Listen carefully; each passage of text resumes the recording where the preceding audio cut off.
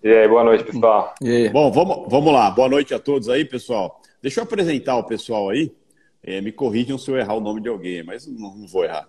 Bom, a gente tem aí o Bruno Lima, da Invest Pro, o cara de ações aí, né? Acho que isso é importante citar aí, o Brunão que está sempre com a gente. Amanhã é sexta com cerveja aqui para o encerramento, hein? Né, Brunão? As usual, né, cara? Padrão, padrão. Padrão. Temos o grande Arthur aí, né?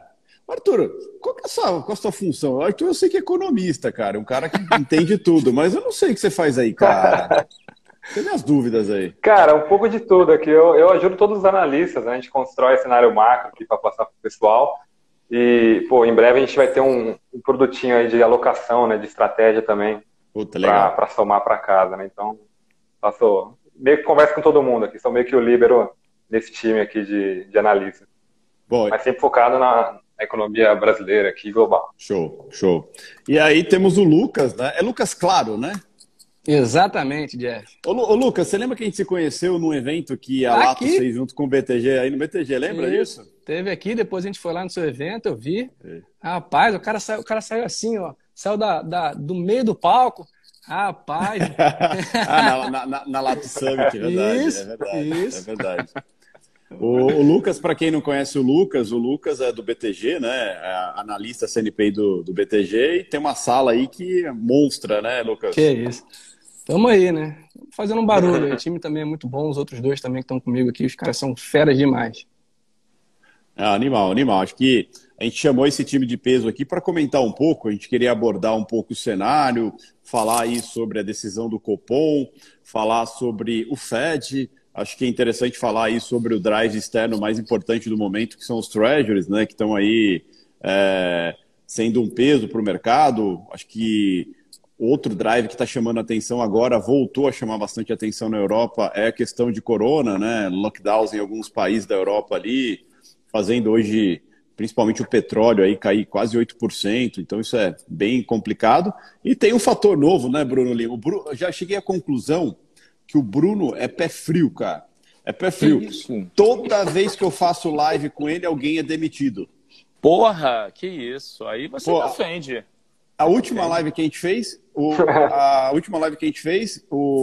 Castelo Branco foi demitido. Hoje o Brandão saiu fora do Banco do Brasil. Bola cantada pela gente nas últimas lives aí. Cara, então, é engraçado isso, né? Porque, pô, assim, já que eu tô com cabelo branco aqui, a galera é mais nova, é que o Jeff usa o boné, mas ele também é das antigas.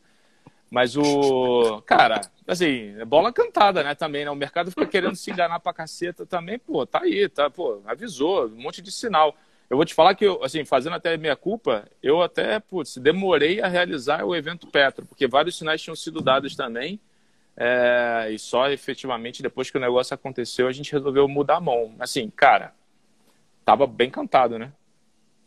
Tava. A gente, numa das lives que a gente conversou numa das lives e estava no ar a questão que ele colocou o cargo à disposição, né? E naquele momento o burburinho era que o Centrão queria de qualquer jeito o Banco do Brasil, né? Então, até a gente comentou, falei, puta, outro cara, né? O mercado desse jeito não confia mais em estatal, vamos começar todo mundo vazado de estatal, né? Porque, detalhe, tanto o Brandão quanto o Castelo Branco, excelentes profissionais e vinham fazendo revolução dentro das empresas. Acho que vale deixar bem claro essa situação, ou seja, motivo para demitir os caras, motivos técnicos de profissionalismo não tinha, né? Talvez o Brandão, o apontamento foi empatia aí, né, com o presidente Bolsonaro, tudo.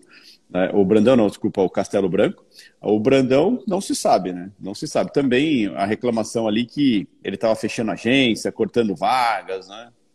O Mauri até falou aí, né, o que o cara realmente, assim, não é que ele foi demitido, ele renunciou, mas o fato, assim, existe realmente a demissão, no sentido, cara, tá fora, e existe o processo, né, de você ir minando o cara até que ele perceba que ele não vai conseguir fazer o que ele gostaria. E aí o cara, né, falou, renuncia.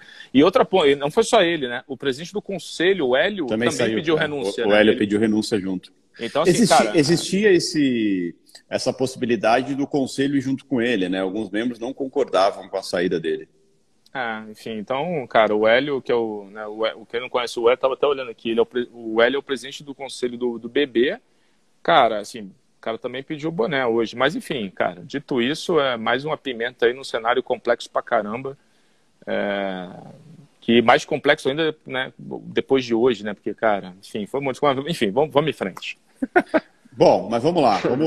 Vou tentar moderar isso aqui, porque com 4 aqui é a primeira vez que eu faço aqui, então deixa eu aprender a lidar com isso aqui. Mas, É novidade também. Mas ficou legal, eu achei que ficou legal. Acho que o primeiro tema que eu gostaria de citar aí, que acho que é importante falar, antes de falar de Copom, falar da questão do Banco Central americano ontem. Acho que o Powell veio com um discurso super dovish, né, super tranquilo, dizendo que, olha, inflação sazonal não vou olhar, a intenção é começar a subir juros nos Estados Unidos daqui 3 anos, vou continuar com compra de títulos mensalmente, 80 bilhões, e quando a gente for começar a pensar em cortar, a gente vai fazer um comunicado muito claro para o mercado, com muita paciência para todo mundo se estruturar e tudo mais, né? O mercado ontem reagiu até que bem, momentaneamente, depois a gente viu os títulos de 10 anos hoje abrindo com mais de 5% de alta aí. Arthurzão, na sua visão, né? Vou começar com o Arthur, que o Bruno fala muito. Na sua visão aí, cara, o que mudou? O que o mercado foi lá e fez continha, repensou para estressar novamente em cima dos juros aí? Pois é, né? O resultado foi ontem de tarde, depois ele teve, o Powell fez uma press conference lá, 3h30, então, curiosamente, o mercado foi só reagir hoje, né, de forma expressiva, né? Os juros, a gente acordou pela manhã já com os juros longos americanos dando aquela boa estipada, né?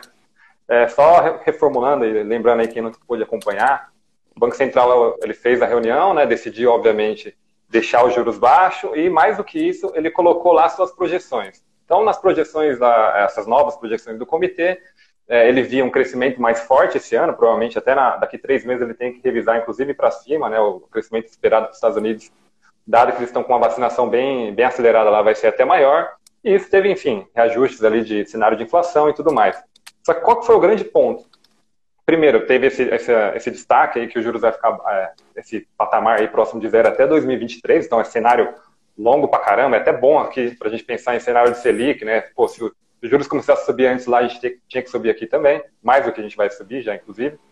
Mas o principal é alguns comentários lá no final na conversa. Assim, pô, a gente sabe que vai ter uma aceleração da inflação aqui ao longo desse ano, mas eu não vou fazer nada. A gente não acredita que essa aceleração é algo estrutural, vai ser uma coisa transitória. Vocês vão ver lá. Você achou a palavra certa, transitória. Exato, né? Então eles querem ver a gente, né? Então, foi dele. No meio do ano, quando a gente estiver lá no verão americano, eles vão estar reabrindo bem mais a economia, a vacinação vai estar bem mais forte, vai ter, enfim, ainda tem efeitos de gargalos ali de estoque, enfim. A gente vai ver a inflação acelerando e vai ser muito curioso porque o Fed vai estar lá com aquele poker face ali, tranquilo, sem inclinar ali, pô, vou aumentar juros nem nada. Então, ele fez esse discurso bem dovish, né? Só que o mercado foi hoje para cima dele, né? Por outro lado, nessa linha de discurso aí bem tranquilo com a inflação, ele não falou assim, olha, essa curva que está subindo aí, de juros há 10 anos aí, está subindo já há algumas semanas, eu não vou fazer nada para impedir ela, né? Eu não vou modificar lá meus pauzinhos, o programa de compra de ativos que ele tem lá mensal, eu não vou fazer nenhuma modificação na curva ali, na duration que a gente fala, para poder abafar essa alta. E o mercado hoje aproveitou essa informação e, enfim, abriu bastante ela. No começo da manhã estava abrindo 10 bips. Para a curva brasileira, 10 bips não é nada. Para a curva americana, absurdo. É coisa pra caramba. Mas, assim, mais do que isso, acho que mais importante do que essa curva longa, as curvas intermediárias ali até, de 3 anos, de 5 anos, que são mais próximos ali do que do Fed, do que ele controla ali os juros, também subiram bastante. Então o mercado meio que foi para cima dele, abriu muito na frente. A curva toda, né? Tá testando. A curva toda. A curva toda, exatamente. Então, assim, ele tá, como a gente fala assim, ele tá atrás da curva e vai continuar assim. Então o mercado vai ficar testando ele para ver se ele vai modificar esse discurso, principalmente no meio do ano, quando a gente tiver uma confluência de vários fatores macro que pode parecer, né, que a economia americana está aquecendo bastante, a inflação está alta. Não, perfeito. E, enfim, aí a consequência, a gente pode até discutir mais para frente, mas a consequência imediata disso foi que, enfim, o mercado americano sofreu bastante, principalmente ações de tecnologia ali, que tem uma relação aqui, nesses últimos meses, ali tem tido uma relação muito forte com esses juros aí mais longos. Vale lembrar que o setor tecnológico dos Estados Unidos, ele depende muito desse dinheiro barato, é um setor extremamente alavancado, né? É um setor que tem um endividamento muito grande. Eu estava olhando outro dia, a Netflix, assim, o endividamento que ela tem para frente é um negócio assim, monstruoso, né? De filmes, séries contratadas, contratos que ela tem. É um negócio absurdo e depende muito desse dinheiro barato. Estou dando só um exemplo de uma empresa de tecnologia, mas pode ver que o setor pesa mais. Tanto é que se a gente acompanhar, a gente que acompanha o mercado americano todo dia, opera lá fora, a gente vê o S&P cai 1, Nasdaq cai 3. Né? É sempre 3-1 a situação. Tanto que tá a movimentação e o quanto esse setor tecnológico assusta quando a gente vê a possibilidade que, aparentemente o Fed vai lá, fala, replica que não, olha, não vou mexer em juros, eu tô tranquilo, tô calmo, olha aqui minha cara, poker face, né? Que o tiozinho parece que não tem sentimentos. E mesmo assim o mercado vai lá e fala, vamos testar mais um pouco ele, vamos testar mais um pouco. E aí gera um estresse total, né? Total. E é interessante que hoje de manhã, aí já puxando outro gancho, que a gente eu quero ver como o Lucas, o pessoal está reagindo sobre isso, qual que é a visão em cima de ações em cima disso, que é a questão do BC ter subido a taxa de juros ontem, né? Subiu aí, surpreendeu 0,75, eu acreditava, e acho que a maioria do mercado acreditava em 50 base points aí, 0,5%, e ele veio, no meio da boca, meteu um 0,75, e depois foi lá e já deixou claro no comunicado que o próximo vem mais 0,75, né? Todo mundo achava que hoje o dia ia ser uma coisa, dólar ia abrir aí com 3%, 4% de queda, a bolsa ia explodir e tal. E na parte da manhã, a hora que eu vi lá fora como estava, S&P caindo, Nasdaq caindo, os Treasuries puxando... Já deu o primeiro sinal. Eu falei, cara, não queria chatear vocês não, mas vai até abrir um dólar um pouco baixo aí, a bolsa estável, positiva, mas não vai continuar. Não vai continuar porque jogaram água no chope aí. E dito e feito, né? Foi o que aconteceu. O mercado abriu, o dólar abriu com 1,5 de queda ali, a bolsa abriu estável, né? Nem muito positiva, nada, abriu estável ali. E o dólar foi só dar um respiro para baixo, a hora que puxou, arrebentou para cima, foi quase no ajuste lá no 80. E depois a gente viu o que aconteceu no cenário aí. Mas eu queria que vocês comentassem sobre isso aí. Acho que pode ser o Lucas aí, Lucas. Começa aí, Michel. Bom, beleza. A gente já estava com esse cupom aí na cabeça desde o início da semana, né? A gente vai olhando ali, é claro, a gente tem que fazer um planejamento para a semana, a gente trada muito mais curto, por exemplo, do que o Bruno, né? A gente até, quando a gente conversa, a gente tem essa cara dele aí. A gente tem as divergências que eu falo para ele, só curte o fluxo, cara, vai junto. Né? Não tenta, aí ele fica chateado comigo. Isso não faz Conversa sentido. Conversa comigo, viu, Lucas? Conversa mais comigo, Brunão. Eu vou ligar pro Jeff e falar, vamos bater um papo aqui, porque eu não aguento mais o Brunão. Respeito o cabelo branco, pô. Eu respeito, mas eu só aproveito o fluxo, cara. E aí a gente estava, inclusive, nessa semana, já acho que na sexta-feira, a gente olha pro Ibov, o volume do Ibov já estava muito fraco, né, já está bem aquém aí do que a gente viu nas últimas semanas, então isso já estava preocupando um pouco a gente. Eu sei que você não olha gráfico, Jeff, mas a gente aqui, a gente fica bastante atento, principalmente em zonas de resistência, né? Isso não quer dizer que seja um valor ali, um 115.232 pontos, mas é uma região, né, que a gente fica de olho ali. Então, já estava ali numa situação meio difícil. E aí, bom, o que a gente fez durante essa semana? A gente já tinha uma ideia de que poderia ter uma surpresa no Banco Central. É claro que o nosso call aqui era 0,5%. Né? Todos os nossos economistas, quem sou eu para discordar, por exemplo, né, do Mansueto Almeida? Quem sou eu para discordar do Álvaro? Quem sou eu para discordar desse time grande que a gente tem aqui? Então a gente ia com eles no 0,5%, mas ao longo da semana a gente já via que o mercado começava a precificar um pouquinho mais esse 0,75%. E a gente já tinha, por exemplo, na carteira semanal, a gente botou bancos. A gente sabe que bancos, né, nesse curto prazo, né, logo depois que muda para juros, é maravilhoso. E aí não teve jeito. O Bradesco, por exemplo, estava na nossa carteira, né, ainda está na nossa carteira, termina no final da semana, na verdade, na segunda-feira que vem. Está subindo 6,7% só essa semana, então ajuda bastante. A carteira e o fluxo é esse. Assim, não estou muito otimista com o mercado, para ser muito sincero. Pelo contrário, acho que a gente tem um setor que pode puxar muito, e aí quando a gente fala de varejo, quando a gente fala de menos, né, não precisa de ser um institucional, você não precisa entrar numa posição com 15, 20, 30 milhões de reais para fazer algum sentido você ter aquilo na sua carteira. A gente tem aqui, a gente acompanha outros ativos, a gente vê que o mercado ele praticamente é banco e commodity, né? Então pode enganar um pouco. E, por exemplo, hoje quem segurou o índice foi o financeiro. Foi o único índice setorial que segurou. Se não fosse ele, a gente estava muito pior. É verdade, eu olhava de manhã, eu sempre falo isso com o Bruno, que para mim mercado é banco, Vale, Petro. Cara, tá caindo, tá subindo, se não tá indo para lado nenhum, pode olhar para esses caras que alguém tá segurando. E eu olhava de manhã tudo caindo e só banco subindo, né? Bancos equalizando ali, segurando o... Pode falar, Bruno. Fica à vontade. Nossa. Esse moleque não vale. Esse cara não vale nada, bicho. Brincadeira. Pegar você aqui, um dia sair do BTG, tu vai ver só.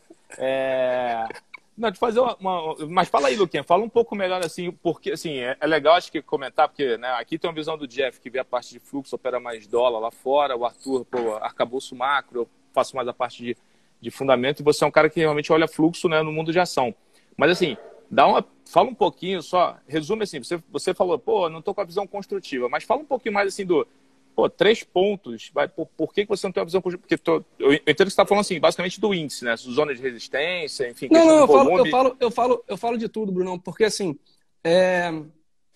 a gente, né, eu tenho aqui alguns acompanhamentos de mercado que não só olho só para o Ibov, né, eu acho que o Ibov ele é muito falso quando a gente olha para a bolsa e olhando principalmente para varejo. Não faz muito sentido olhar para, exatamente como o Jeff falou, bancos, Vale, Petro e talvez aí uma outra ação. Né? Então, a gente acompanha. Por exemplo, hoje eu tive 142, das 174 ações que eu acompanho, 142 fecharam no negativo. 11 na mínima do dia. E você me falar que o Ibov caiu em 47, aí você olha as maiores quedas. 8% Prio, 7,5% Gol. Aí, quando você olha para o outro lado, você fala, os bancos seguraram. Aí você pega o peso, você pega o peso do banco, ele não condiz, assim, para mim, isso não condiz com a realidade, né? E aí a gente olha para a nossa economia e a gente fala assim, tem 2 pontos hoje que estão muito preocupantes. principalmente, né, a questão da Covid, o avanço, vacinação. O outro lado, né, que o fiscal, como é que está o fiscal? Eu tenho certeza que é isso. O Arthur depois me corrija se eu estiver enganado, mas o fiscal hoje é quem está puxando o dólar. Não tem a mínima dúvida. Você pode botar a Selic hoje a 5, 6, que se não resolver o fiscal, dificilmente esse dólar vai ceder. Não só o dólar, mas a curva inteira, na verdade, né? Aliás, hoje a gente estava falando de Copom, rapidinho, Jeff, só para complementar, lá na ata, lá no comunicado, na verdade, eles colocaram lá 75 basis points já para a próxima reunião, e hoje o mercado lá no curtinho, lá no maio, já foi para 100 bips já. Então, assim, ele colocou um limite inferior, que é de 75 bips, o mercado já foi para cima, já para 100, já começando a precificar, né? A gente tem as opções de Copom também, que é um instrumento que a B3 colocou ali no ano passado no mercado. Ainda a maior probabilidade está em 75 basis points, mas hoje já também cresceu um pouco mais de 100. Então, assim, ainda tem uma insegurança que ele vem de outros fatores, além da inflação aí corrente que a gente está falando, mas, enfim, essa dinâmica de pandemia aí que a gente está vendo diariamente, né? E o fiscal ainda é latente esse risco. A gente teve, a PEC ali vai ajudar bastante, mas ela não resolve completamente o problema, né? Mas assim, acho que o Brunão ele pode até falar um pouco também, porque apesar de a gente ter essa sensação aí de uma situação difícil, a economia ela desacelerou bastante no primeiro trimestre e tudo mais, a discussão de ativos domésticos ali também começa uma discussão não só de cenário, né? Porque a gente vai começar a ter vacinação um pouco mais célere ali a partir do mês de abril, no segundo trimestre, e a gente pode ter uma abertura mais consistente no segundo semestre, né? E aí, esses ativos domésticos aí que você tem visto nesses índices setoriais, índice de setor imobiliário, setor de consumo, mais para frente começa a ficar mais interessante, mas o Brunão, ele sabe muito mais que eu falar sobre isso, né? Não, cara, tem essa visão que o Lucas comentou, o Ibovespa é muito ruim, né? O Ibovespa não reflete a economia, né, cara? Concentradaço. Então, quando você opera tão temático assim, ainda mais com uma discussão global, por exemplo, hoje por que banco subiu? Porque o XLF lá, que é o ETF americano de banco, estava subindo também. O pessoal está operando. O pessoal tá, tipo assim, o pessoal está operando dinâmica de juro americano no banco aqui. A alta da Selic é boa para banco. Cara, a alta da Selic já foi na curva futura, já estava lá. Não é o 2 por 2,75 que vai fazer diferença na margem financeira dos bancos, entendeu? E hoje o balanço dos bancos, Só para contextualizar. É bom? Ajuda? Ajuda. É bom? Pô, Só que, pô, não é mega relevante. Não é isso que vai fazer a mudança de valuation. No passado, o balanço dos bancos ele era muito mais exposto a Selic, porque você tinha uma percentual muito maior de título público no balanço, né? Aí foi migrando, penetração do crédito, hoje é a dinâmica de crédito. Então, assim, ajuda? Ajuda. Resolve? Não. Assim, a galera está operando vetor global, mesma coisa em commodity. Esse ponto do Arthur eu acho legal, porque, assim, como o pessoal está operando temático, então você compra commodity, compra banco e vende o resto. Né? Você vende tudo. Só que, putz, cara, vamos pegar uns... A gente estava olhando exemplos assim, totalmente anedóticos, né? A gente pegou aqui essa semana empresa de shopping center no Chile. A vacinação acelerou. O que aconteceu? Porrou. A empresa foi bem. Volta nesse assunto que eu gostei. O quê? Shopping? Tamo alinhado. Tamo alinhado. Não, tá bom. Só primeira vez que a gente tá alinhado aí. Vai lá. Não, o que eu tô comendo assim, pega, por exemplo, pega a Gap nos Estados Unidos, né? Varejista, Gap. Pô, Gap, todo mundo conhece, roupa Gap. Beleza, pode separar um pouco da discussão micro, mas a gente tá falando isso aqui hoje. Se você pegar o ETF, né, o Goldman ele tem um ETF que é só das empresas que são expostas à reabertura da economia. ETF, para quem não sabe, em inglês, é o Exchange Traded Fund, né? Basicamente é um índice composto, o Goldman criou esse índice, ele ponderou lá de acordo com a metodologia dele e botou as empresas que, na concepção dele, na metodologia dele, são mais expostas à reabertura da economia, da retomada de atividade. Cara, tá subindo pra caramba. Por quê? Porque a vacinação tá acontecendo. Então, assim, óbvio que lá tá acontecendo e lá eles não têm problema fiscal como a gente tem. Então, eu tô só separando um pouco a discussão. Óbvio que a questão fiscal é super relevante. Por outro lado, o Brasil adora fazer piquenique na beira do vulcão, né? E o que eu acho que é super importante, às vezes, a gente não perder um pouco, é que, galera, também não é do interesse de ninguém explodir isso, tá? Se você tem um grupo de empresários no Brasil, o Brasil é uma economia relativamente fechada, o Arthur pode falar melhor, uma economia fechada, muito exposta ao ciclo doméstico, precisa do mercado doméstico, tem grupos empresariais fortes pra caramba e que concentram boa parte do PIB brasileiro, com interlocução com Brasília, Legislativo e Executivo.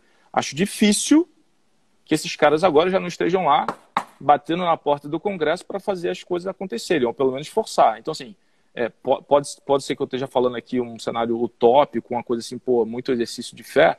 A gente viu esse filme lá no passado. Assim, normalmente, assim, pode demorar, mas eu ainda acho que as coisas deveriam caminhar para um cenário, pelo menos, de controle, de retomada de ancoragem aí da parte fiscal. Uma coisa que é importante, acho que casa, eu e o Bruno, a gente já falou, o Arthur também já participou dessa discussão sobre questões fiscais. Realmente, a questão fiscal é um problema, é um gargalo no país, e afirmo para vocês, Bruno me corrige, Arthur me corrige aí se eu estiver errado, que é algo persistente no país e vai ter por muito tempo ainda. Não acho que o governo Bolsonaro vai resolver isso, porque não vai, pelo menos não nessa gestão. Não sei como vai ser a próxima, mas é algo para muito longo prazo, na minha opinião. A gente já vem de questões fiscais, foi criado o teto de gastos aí para ver se ajustava e trazia credibilidade, mas é algo que sempre acha uma forminha de dar uma burlada ali e vai arrastando isso para frente. Reformas vai ser importante, vai trazer um início de credibilidade para esse ajuste fiscal, mas tem muita coisa para ser ajustada daqui para frente.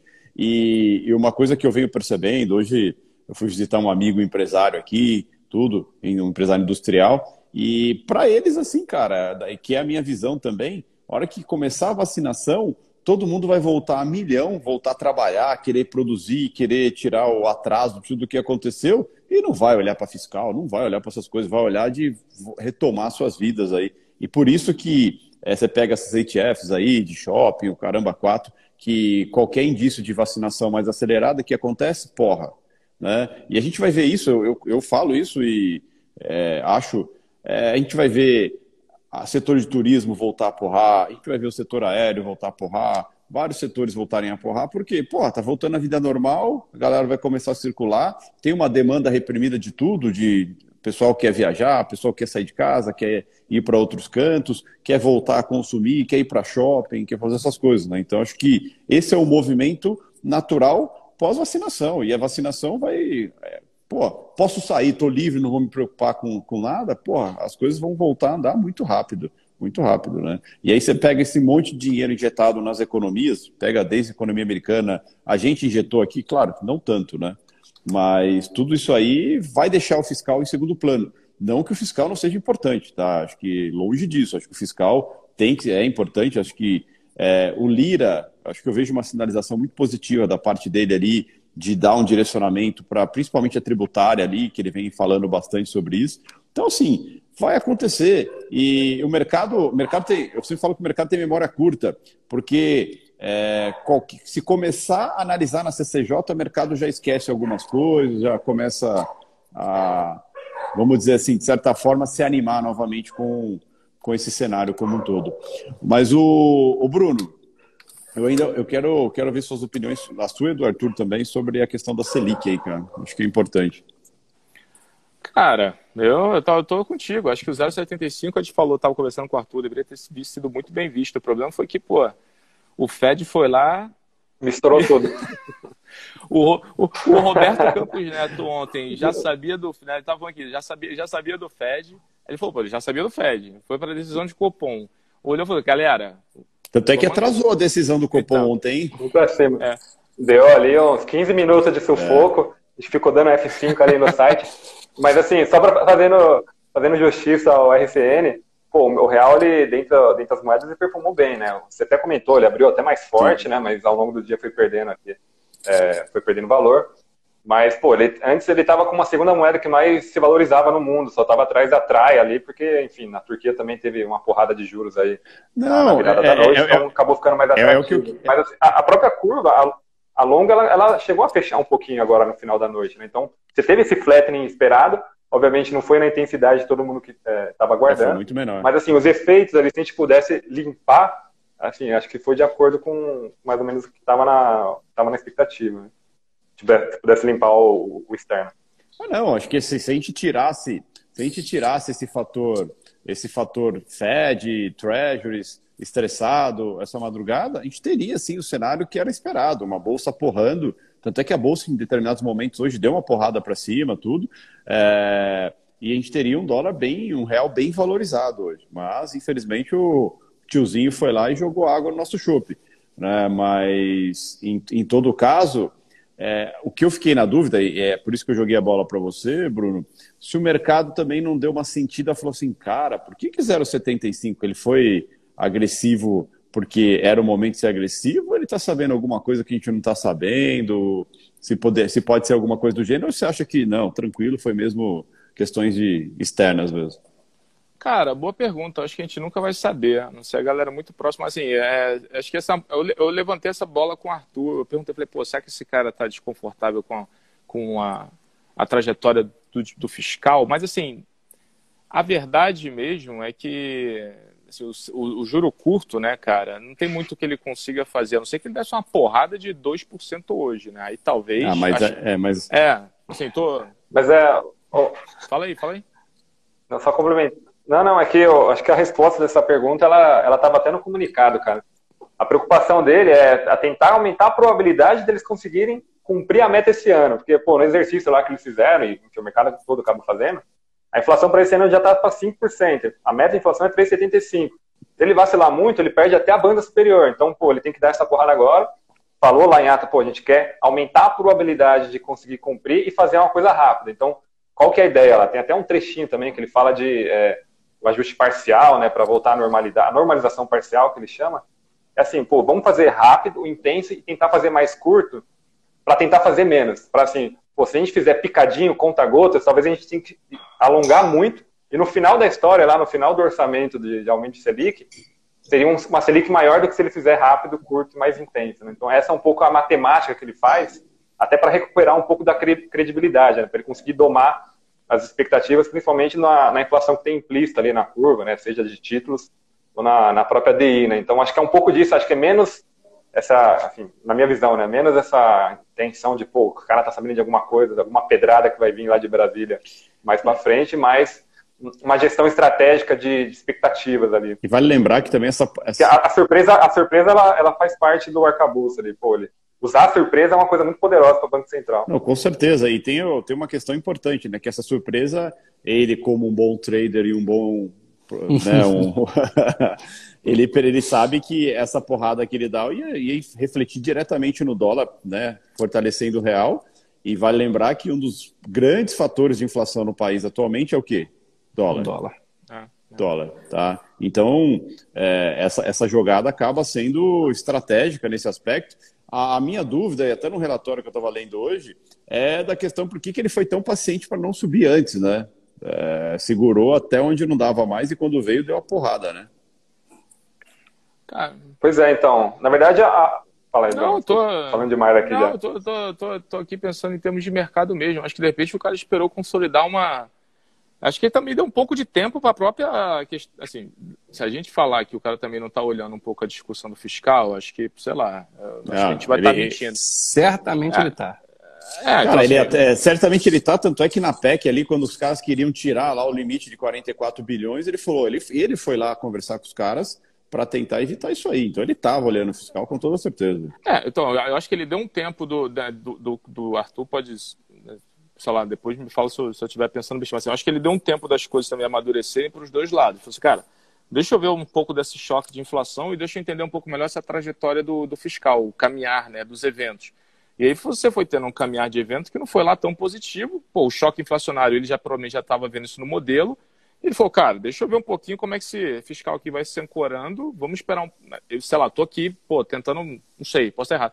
E o cara falou, pô, chegou agora, eu falei, bom, galera, o negócio ainda pode demorar um pouco mais, o choque inflacionário está acontecendo, pô, o câmbio tá... A gente veio pro leilão, tá vindo pro leilão já tem uns dias, você opera isso direto. Pô, vamos agora tentar ancorar um pouco as expectativas e mostrar que a gente está proativo e que não vai deixar esse negócio, pô, perder, né, pô, perder preço. E aí foi lá, deu a pancada do 7,5, como o Arthur falou. Vamos tentar encurtar o movimento e como o Arthur também pontuou, vamos dar visibilidade para a galera do que a gente está pensando, que aí foi a discussão da ata, né? Será que esse 0,25 a mais não veio por conta desse dólar estressado na última semana? Nas últimas 2 semanas? Quase batendo 6 de novo?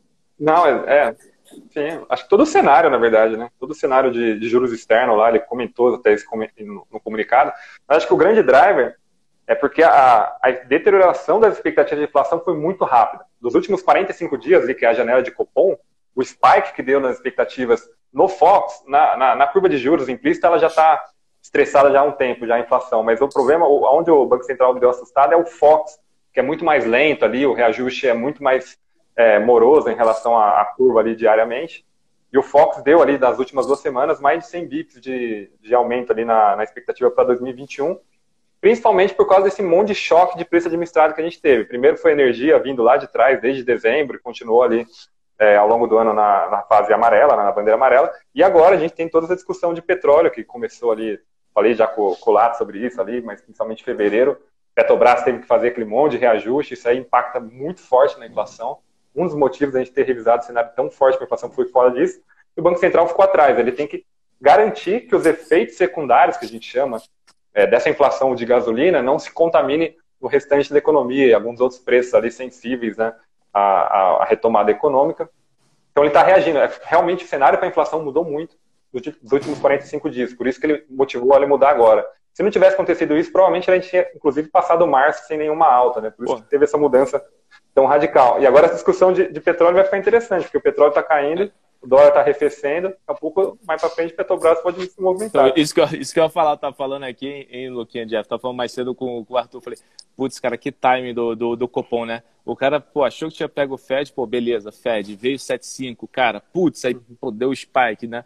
Aí veio hoje o petróleo, lambe 8. Eu falei, putz, cara, assim, se tivesse esperado um pouquinho aqui, ó, tinha feito, jogava o Copom pra sexta-feira, entendeu? E, pô, Vinha 0,5%, né? Vinha 0,5%.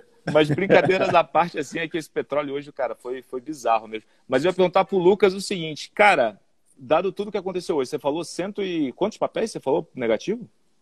140, deixa eu pegar aqui. 142. 142 e 174. Então, mas beleza. Agora faz aí o teu, né, pegando aí o teu caldeirão aí da análise técnica, cara. O que te chamou a atenção? Hoje terminou o dia, aquela terra arrasada, aquele sentimento de pô, chibatada nas costas ali, todo mundo apanhando pra caramba, né? Aquela coisa meio assim, putz, que batalha, tudo difícil. O que você chama a atenção hoje, né? Olhando essa parte de fluxo, indicador, né? De indicador mais técnico, assim, se você quiser separar um grupo de ações, fica à vontade, se quiser falar um pouco de contexto. Cara, eu sigo comprado em materiais básicos, tá? Eu sei que você não gosta muito dessa ideia, mas... Não, peraí, calma. Calma aí, não. Não é que eu não gosto, eu só discuto, e depois a gente pode discutir a parte, a questão esse negócio que o mercado tem de que estamos num super ciclo. Isso eu tenho dúvida mesmo. Mas dito isso, cara, eu acho que o momento é favorável. Sim. Cara, gosto de bancos, mas acho que ainda está bem atrás. Né? Acho que essa pancada, por exemplo, de Bradesco, dos bancos, dos bancões hoje, por exemplo, né, é um mercado, o mercado está extremamente irracional, ao meu ver, nesses últimos, sei lá, nesse ano. Né? É totalmente emocional. Vem qualquer tipo de notícia, despenca, vem qualquer tipo de notícia positiva, o mercado se anima. É só ver esses últimos 2 dias. Né? Não tem fundamento. Não tem fundamento. Exatamente. Ontem a gente olhou, o Powell falou, cara, o mercado parecia que ele tinha, sei lá, né, sei lá o que aconteceu. Comecei a olhar, eu olhava os papéis e falei, o que está acontecendo? E tudo explodindo. E hoje a gente fez exatamente o contrário. Se você pega os 2 candles de ontem e de hoje, são 2 candles assim, do mesmo tamanho, praticamente um do lado do outro, corrigindo tudo que a gente fez ontem. Né? E do meu lado sensível aqui, nesse aspecto. O mercado está muito sensível, muito sensível. Você vê um fluxo, às vezes, você fala assim, cara, por exemplo, Sabesp, né? Sabesp, Sanepar, são ações que estão me chamando a atenção. Estão em tendência de baixa, são ações que estavam muito pressionadas, mas que eu gostava muito, né? Tinha um fluxo muito positivo. Você pega o histórico dessas empresas, você vê o fluxo muito positivo dessas empresas pré-Covid, e aí o mercado bateu, aí veio marco de saneamento, veio aquela situação toda, e ficou nesse imbróglio aí. Beleza, passou ontem, a gente teve notícia, né? Não pode se esquecer disso, e o mercado que começou a olhar um pouco mais de carinho. Mas eu vejo o mercado muito hoje, sinceramente, pegando assim, fazendo assim, ó, gosto desse setor, aí daqui a pouco o setor sobe, aí ele fala assim, não serve mais. Aí vem outro, aí infla outro setor, não gosto, tira isso aqui. Então, o mercado está meio bizarro, tem que ficar muito atento a isso. Sinceramente, continuo com materiais básicos, acho que vale a pena, não sei e não vou saber nunca onde vai ser o fundo do setor de aviação e nem o setor de turismo. Acho que vale a pena ter alguma coisa na carteira, olhando para médio e longo prazo, né? Principalmente quando a gente olha as tendências mais longas, faz um pouco de sentido. Shoppings, eu concordo com você, por incrível que pareça. A gente concorda aí no shopping. E, cara, é isso. Assim, continuo vendendo no setor imobiliário. Em algum momento vai ter que parar de fazer isso, mas enquanto o fluxo estiver batendo, o mercado tá bem difícil. E vou te falar, setor de consumo, de novo, hoje Magazine Luiza, pelo amor de Deus, bateram nela sem dó até o final do dia. Ah, foi você que bateu, né? Não. Ah, tá. Pô, se eu tivesse os 20 milhões de ações ali que o cara bateu... Eu vi. Cara, então, mas isso é um ponto interessante, porque o que parece, assim, qual é a sensação que eu tenho? Por exemplo, loja americana, a gente gosta, né? A gente gosta da tese de loja americana. Ontem, olhando todos os papéis de consumo, cara, ela ficou bem para trás em termos de performance relativa para o mercado que estava mais, né, com a visão mais positiva ali, benevolente, nem que tivesse sido pontual para a curva de juros, por causa do tio Powell. Mas dito isso, cara, se você pegar, assim, eu sou um cara de fundamento, mas sou um cara que trabalhei, fazendo gestão, multimercado e fundo longone. Multimercado olhava muito fluxo, você fica aí comentando, falando... Eu posso falar que eu fui o contrário, né? Mas tudo bem. Então, não, tá justo. Então, assim, as mesmas casas que estavam vendendo ontem voltaram hoje no volumes relevantes.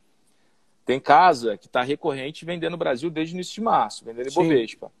Então, assim, o cheiro, a sensação que dá é que a decisão de desalocação de mercado emergente, do gringo sair, retirar mercado emergente da pauta, né, dos investimentos dele, já está rolando desde algum tempo. E o que a gente está vendo, esse fluxo ele está seguindo, ele está continuando. E aí você teve a pimenta da questão do Fed, que foi boa e foi esquisita, aquela coisa assim, o mercado meio, vou, não vou, o que foi, o que acontece, o que não acontece, etc. E o cara falou assim, cara, a decisão já está tomada. E Brasil foi pego junto. Vai entendeu? junto. A sensação que dá é essa. Agora, Dito isso, cara, pô, se você olhar a performance relativa do EWZ, né? EWZ, para quem não sabe, é o ETF de Brasil lá fora. Vai, a gente chama aqui o Ibovespa em Ô, dólar. Brunão, só dá uma explicada aí que ETF pode ser Isso. de qualquer coisa. Qualquer coisa. Né? Qualquer coisa. Tem ETF de urânio, né, Arthur? Tem ETF De água. de gelo, de neve. De água. Cara, tem, pô, ETF o cara cria lá um sintético, né, um índice sintético e bota para operar. Mas digo assim, né, o Ibovespa em dólar, e quando você pega o próprio ETF, só que de mercados emergentes como um todo, cara, o de emergente, ele bate e muito Brasil. Então, assim, a gente tem um lado nosso que é negativo, mas tem uma visão, nos parece, global realmente do investidor estrangeiro. E fala assim, cara, essa tese emergente aí, putz, cara, assim, essa coisa da commodity, etc., a sensação que dá quando você olha o fluxo na margem é que o cara está reduzindo um pouco isso e bate em emergente. Essa discussão do fortalecimento do dólar, que colocando em perspectiva até pouco tempo atrás, e o Jefferson pode falar melhor, cara, dólar era o mais vendido, né, moeda mais... Do que você me chamou, cara? Jeff. Não é Jeff? Você chamou de Gerson. Você falou Gerson, cara. Não, Jeff, cara. Jeff é linguagem carioca. Ah, entendi. Às vezes eu não entendo ele também, fica tranquilo. Às vezes eu não entendo o dialeto dele também. O Arthur, de vez em quando, ele fala, cara, que é? Eu falo, cara, é carioquês. Cara, mas assim, o dólar até pouco tempo era consenso que era a moeda mais, né, sobrevendida no mundo. E agora, pô, o negócio também... Então, assim, acho que tem todo esse ajuste de tudo isso que a gente está falando aqui. E o Brasil acaba apanhando aí um pouco devido à fragilidade fiscal que o Arthur colocou, né? Não, acho que... É só lembrar, rapidinho. Pode falar aí, só um Arthur. ponto rapidinho. Arthur. Eu acho que piorou muito depois do evento Petrobras, tá? A gente acompanha aqui o fluxo todo dia pelo boletim diário da B3. Você vê como é que mudou. A gente estava muito positivo no ano. No mesmo dia, a gente inverteu o fluxo de 800 milhões positivo para 800 negativo. E daí em diante, meu amigo, é só ladeira abaixo. Acho que só complementar também essa última pernada que os emergentes tomaram, é porque o IEM lá, que é o ETF que representa esses mercados emergentes, ele é em boa parte formado por empresas asiáticas, então a maior parte lá é China, Coreia, Taiwan, e são empresas de tecnologia também. A gente acha que mercado emergente é América Latina, né? Mas o mercado emergente é a Ásia, né? Os tigres asiáticos pujantes. E, cara, quando começou a subir Treasury, eles também apanharam. Então, a performance relativa também não foi tão boa lá. Aqui no Brasil, América Latina, a gente tem essas questões aí, Covid, fiscal, enfim, tudo que a gente está falando, Petrobras. Mas os IEMs também apanharam por causa desse motivo aí mais recentemente. Perfeito. A gente já deu uma volta em tudo aí. Eu tô, por acaso... Tem pergunta aí? Deixa eu ver. Deixa eu abrir o chat aqui, é mais fácil. Não sei se alguém mandou, que a gente também foi um pouco a galera aí. Daqui a pouco vai... Não, então. E uma coisa que é interessante, acho que a gente falou sobre o Copom, a gente falou sobre Fed, a gente falou aí sobre a questão da demissão do Brandão, que, na minha opinião, eu não me surpreendi. Eu já imaginava que isso iria acontecer mais cedo ou mais tarde, ou ele ia sair. O cara que tem o nome no mercado não vai ficar se queimando, passando ali por... nem todo mundo é um Paulo Guedes, né? Que aguenta tudo e segue em frente ali dentro do governo, né? Mas eu olho para esse cenário como um todo, eu acho que foi positivo. É a minha opinião, depois eu quero as considerações de vocês. Eu acho que foi ok, positiva essa sinalização do Copom, essa movimentação. Fico em dúvida, sim, quanto aos Estados Unidos, o que o mercado está esperando e pressionando ali para o Fed fazer ou falar, né? Ou para o Powell vir e dar uma sinalização que o mercado quer. Ainda ninguém entendeu isso, eu pelo menos não ficou claro ainda, porque ontem até olhei e falei assim, bom, ele falou, ele foi dovish, foi tranquilo, mas parece que falta alguma coisa. Não sei, o Arthur, que é o cara que tem essa visão mais ampla desse quesito aí, olha mais no detalhe, mas para mim parece que faltou alguma coisa. E olhando para o que aconteceu no mercado hoje, olhando para essa demissão do Brandão, tudo, qual que é a visão de vocês para amanhã e para os próximos passos? Até porque a gente tem questões de PEC ali, o Bolsonaro hoje desmarcou a entrega da PEC e assinatura lá, isso chama atenção, não sei se foi pura questão de agenda ou se tem alguma coisa por trás, enfim, qual que é a visão de vocês aí para os próximos dias, para a próxima semana aí? Pode começar, Bruno, você gosta de falar. Não, cara, se eu começar a falar, não termina. Deixa os caras falarem aí. Deixa o Luquinha falar da parte de fluxo legal, o Arthur dar o cenário, né? E depois Ó, eu só tenho mais 5 minutos de bateria, hein, meu? Ih! Então vamos lá, galera. Se eu Vai lá, cair, Bruno, vocês fala caem aí, também. Eu vou falar rapidão, galera. Vou puxar o gancho aqui. Só um comentário aí, o Bolsonaro ele cancelou a entrega, porque, enfim, a gente teve a morte de um senador, né? O Major Olímpio, morreu de Covid. Enfim, pelo menos a conversa, né? O comentário é que ele cancelou, enfim, em respeito ali, a conversa, o Congresso vai ficar em luto, né? Mas você perguntou do Fed, né? Pô, até para não tentar entrar em tantos termos técnicos aqui, mas basicamente, cara, no discurso dele, algumas frases importantes ele não quer ver a projeção da inflação, ele não importa para ele a projeção da inflação subir e nem as implícitas na curva também a inflação subir. Ele quer ver o dado real subir. Ele chamou ali, falou bem claro que não são os dados efetivos e de forma consistente. Mas mais do que isso, ele falou, pô, o mercado de trabalho para mim hoje é o meu foco, não é a inflação.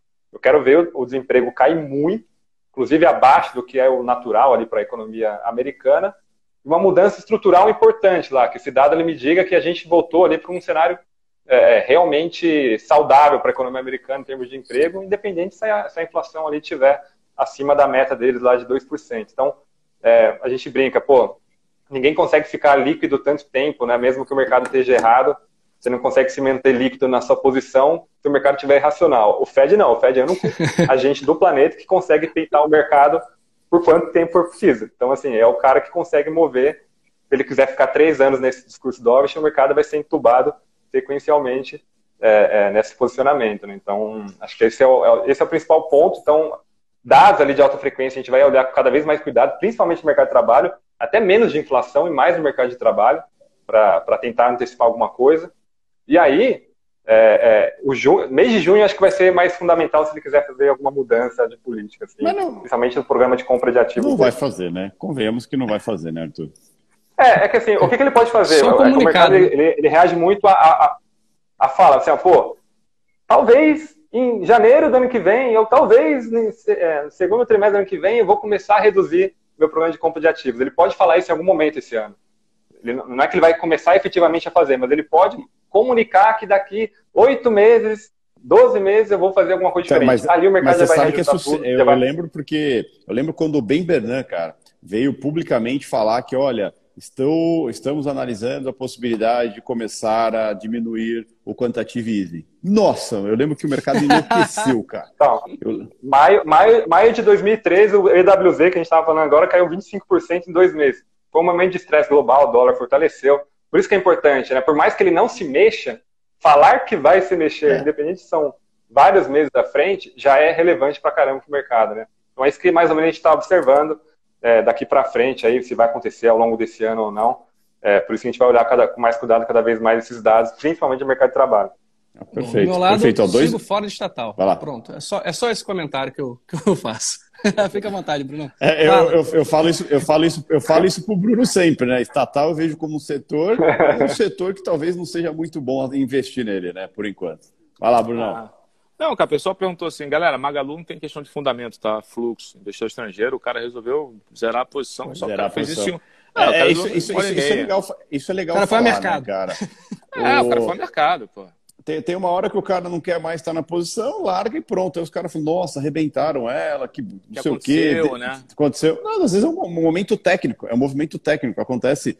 Vou dar um exemplo para vocês essa semana, na segunda, o dólar porrou para cima, contra o cenário, contra tudo. O que era? Saída de capital do país, meu amigo. É um movimento técnico do ativo. Você vai fazer o quê? Não tem o que fazer. É isso aí, exatamente Entendeu? isso. Sai aí 2, 3 bi do país, acabou. Vamos puxar a ponta à vista, o futuro tem que seguir, acabou. Não tem o que segure. Sobre isso, o Banco do Brasil, cara, não vai puxar os outros bancos, mas é ruim, né? Na margem é ruim, pô, não tem jeito. Você tira fluxo do Banco do Brasil, só fica com Bradesco, Itaú e Santander para quiser operar setor financeiro. Cara, assim, o cenário de hoje para amanhã não vai mudar nada. O único ponto de observação, petróleo. O petróleo caiu 8, no mínimo, cara, tem alguma coisa aí. O pessoal discutindo Rússia, Estados Unidos, enfim. Mas, assim, de fato, vai bater na Petro. Não tem como não bater na Petro. Vai bater de alguma forma. Então, a gente pode tirar um pouco dessa discussão. Puta, petróleo é comigo mesmo, né, cara? Eu tô sempre olhando tudo. E até tava vejo algumas coisas mais focadas na Arábia Saudita, essas coisas assim, e é unânime lá, todo mundo preocupado com novamente a demanda cair muito, principalmente em Europa. Terceira onda. Né? Essa é a grande preocupação. A terceira, ou quarta onda, nem sei mais que onda que a gente está. E essa é a grande preocupação, porque até domingo, vários países lá estão querendo determinar o lockdown, até porque, só puxando o gancho aí para dar a volta toda, tem vários países europeus que estão com estoque de AstraZeneca, Oxford AstraZeneca, e não sabem se vão usar ou não. Se não forem usar, lockdown nesses países até conseguir outra vacina. Então essa é a preocupação, tá vendo? A gente está cruzando as coisas e novamente volta a falar sobre coronavírus, novamente volta a falar sobre vacina. Esse é o pé aí sobre a questão do petróleo ter estressado um pouco mais hoje. Claro que tem outras coisas, tem alguns conflitos, mas isso sempre tem. Mas o X é a preocupação que a demanda caia muito rapidamente do petróleo, principalmente vindo da Europa, tá? É justo. De bolsa, sim, galera. Só fica assim, eu sei que o movimento de curto prazo sempre assusta, depende, obviamente, do perfil de risco de cada um e cabeça de cada um como investidor. Mas, estratégia. Se você tiver um pouco mais de estratégia, olhando formação de longo prazo, de capital, etc., assim, tem muita coisa hoje que, óbvio, você tem que ter um teu cenário de pano de fundo e respeitar o cenário. Mas tem muita coisa hoje que está, assim, num nível, eu diria... muito bom em termos de preço. Atrativo e também. Só não fala que tá barato. Então, mas só vou dar minha visão aqui rápida. Olhando o médio e longo prazo do Brunão, tá? Do Brunão, aí ok. Porque aí se a gente tá falando aí de no mínimo 6 meses aí pra você segurar uma posição. Tô errado, Brunão? Cara, no mínimo, um ano. Então você fala até mais. O meu médio prazo vai ser amanhã. Isso, exato. O meu é mais longo. O meu longo prazo é semana que vem, cara. Então... o pessoal colocou aí... Fausto Ribeiro. Ele é funcionário de carreira do banco, assim, de todas as escolhas. É muito mais a questão de sentimento, tá, galera? Assim, mas nessa linha. Não, show de bola. Queria agradecer a todo mundo aí, cara. Puta, foi animal esse negócio de 4 pessoas na live. Eu curti. No caralho. Eu achei que ficou legal mesmo. Queria agradecer o Luquinha aí. Obrigado por aceitar o convite aí, meu querido. Qualquer dia eu vou aí fazer uma visita aí para participar da sua sala lá. Vem que o pessoal já perguntou de hoje como é que é leitura de fluxo. Eu falei, isso aí, meu amigo, não é comigo. Eu vou passar o nome para vocês aqui. Não, mas avisa que eu vou fazer uma visita. Eu vou aí, que nem eu fui aí fechado. Falar com o Gerson. Eu vou aí fazer com você um dia aí. É um prazer. Tá? E Brunão, parceiraço, né? Obrigado aí mais uma vez. Arthurzão também, estamos aí cada vez mais próximo aí. E obrigado aí pela presença de vocês. Brunão, lembra que amanhã é sexta com cerveja, né? Amanhã tem panorama de... Agora que dá para esse negócio de 4, de vez em quando eu vou chamar uns caras aí. Chamar o Arthur. Você bebe, Arthur? Opa! O Luquinha tem cara que não bebe. Tem cara que... Viu? Engano bem, né? É fitness, né? Engano bem, né? Tem cara que não bebe não, mas vamos ver. Vamos ver se a gente pega esse final de semana, as sextas, live de sexta também, depois a gente começa a trazer uns convidados aí. Extra, o Brunão. O Brunão já tem cadeira cativa ali, se ele não vem, nem eu faço a live. Né? Mas queria agradecer a vocês aí mais uma vez, o pessoal aí que ficou com a gente aí. Eu acho que o papo super legal, acho que essa é a ideia, né? Trazer um pouco de conhecimento, um pouco de visão, de uma forma mais clara possível, mais simples possível, né? Sem muito techniquez. Outro dia eu tava brincando com o Bruno, eu falei, quando você ficar falando techniquez, eu vou te dar uma porrada, velho. Eu vou te fazer você explicar o que você tá tentando falar aí, né? Porque ele fala tão de um jeito assim que às vezes nem eu entendo. Eu falo, cara, o que ele falou? Pergunta ou não pergunta, né? Mas obrigado. Obrigado mesmo, a bateria durou um pouquinho mais aí. E boa. Obrigado aí o pessoal que ficou com a gente aí até agora. Quase 500 pessoas aí. Muito legal. Obrigado mais uma vez aí. Valeu, galera. Obrigado, Vamos que vamos. Valeu, Brunão. Valeu, um abraço.